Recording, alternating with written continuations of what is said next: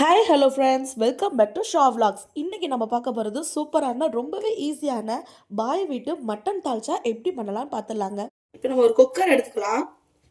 இந்த குக்கரில் நான் 1/2 கிலோ அளவு எலும்பு கழுவி வச்சு சுத்தம் பண்ணியிருக்கேன். அது அப்படியே அந்த 1/2 கிலோ எலும்பையும் சேர்த்துக்கலாம். எலும்பு கறியுமா தான் நான் சேர்த்துருக்கேன். இது கூடவே கடலைப்பருப்பையும் துவரம் பருப்பையும் தனித்தனியாக ஊற வச்சுருக்கேன். கடலைப்பருப்புங்கிறது கொஞ்சம் லேட் ஆகும் அது வேகிறதுக்கு. அதுக்காக நான் எலும்போட கடலைப்பருப்பு மட்டும் சேர்க்க போறேன். துவரம் பருப்பு எலும்பு நல்லா வெந்த பிறகு லாஸ்ட்ல சேர்த்துக்கலாம். எலும்போட சேர்த்தாச்சு. இதுக்கு வேகிறதுக்கு அளவு நம்ம தேவையான தண்ணி சேர்த்துக்கலாம்.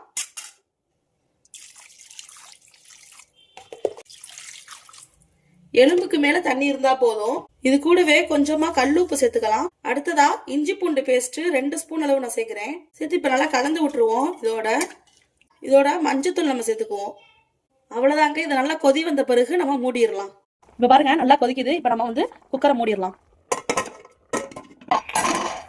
இப்ப ஒரு 5 to 6 விசில் கிட்ட நல்லா வேகட்டும் எலும்பு. அது வரை நம்ம வெயிட் பண்ணலாம்.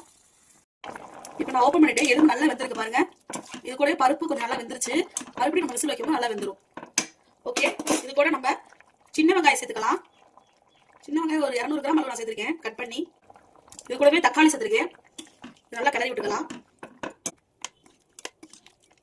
மறுபடியும் கொதிச்ச பிறகு நம்ம விசில் வச்சு மூடி இந்த பருப்பு வேகிற அளவுக்கு நம்ம 2 விசில் வச்சுக்கலாம். மூடி நம்ம ஓப்பன் பண்ணி பார்த்துக்கலாம். இப்போ நல்லா கொதி வரட்டும்.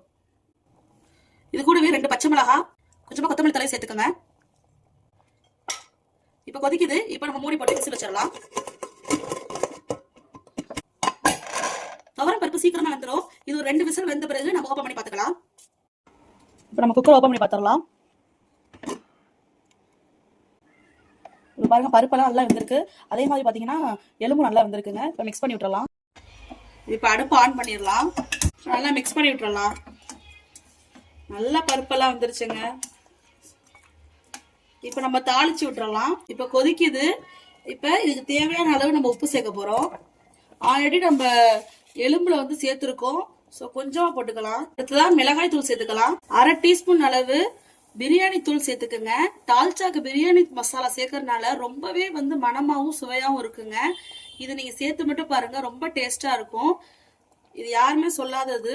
ஸோ லைட்டா ஒரு 1/2 டீஸ்பூன் அளவு பிரியாணி மசாலாவும் சேர்த்துக்கலாம். அடுத்தது சாம்பார் தூள், சாம்பார் பொடி இருக்குல்ல, அதை ஒரு 2 ஸ்பூன் அளவு சேர்த்துக்கலாம். சேர்த்து இப்ப நல்லா மிக்ஸ் பண்ணிட்டுக்குங்க. இப்ப நம்ம தாளிச்சிட போறோம். லாஸ்டா இது கூட தயிர் சேர்த்துக்க போறோம். தயிர் சேர்த்துக்கிட்டா நல்ல ஒரு ஃபிளேவர் கிடைக்கும். லைட்டா அந்த தயிரோட புளிப்பு இருக்கும். நல்லா டேஸ்டா இருக்குங்க. இந்த புளிப்பு மட்டும் பத்தாம இது கூடவே நான் புளி லைட்டா கரைச்சு ஊத்திக்க போறேன். லைட்டா ரொம்ப வேணாங்க, ஏன்னா அடுத்தது நம்ம மாங்காய் சேர்க்க போறோம். ஸோ லைட்டா புளி தண்ணி சேர்த்துக்கலாம். உங்களுக்கு வேணும் அப்படின்னா அதை நீங்க ஸ்கிப் பண்ணிடலாம். ஆனா சேர்த்துக்கிட்டா ரொம்ப டேஸ்டா இருக்குங்க. சில பேர் தால்ச்சால புளி கரைச்செல்லாம் ஊத்த மாட்டாங்க.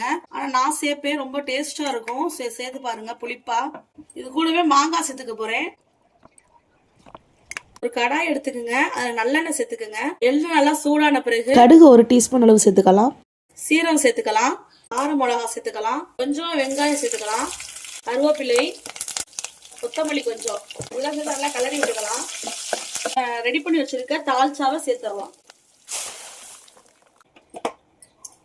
அவ்வளவுதாங்க, நமக்கு சூப்பரான தால்ச்சா ரெடி ஆயிருச்சு.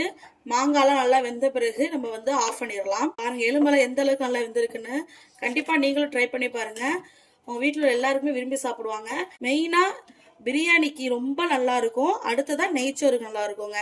இது 2க்கு மட்டும் ரொம்பவே டேஸ்டா இருக்கும். ஒயிட் ரைஸ் கூட அவ்வளோவா எடுக்காது. ஸோ கண்டிப்பாக இது மாதிரி மட்டன் எலும்பு போட்ட தால்ச்சா நீங்களும் செஞ்சு பாருங்க. உங்கள் வீட்டில் எல்லாருமே விரும்பி சாப்பிடுவாங்க. அடுத்தது இது கூடவே நான் காம்பினேஷனாக நெய்ச்சோறு தான் பண்ண போகிறேன்.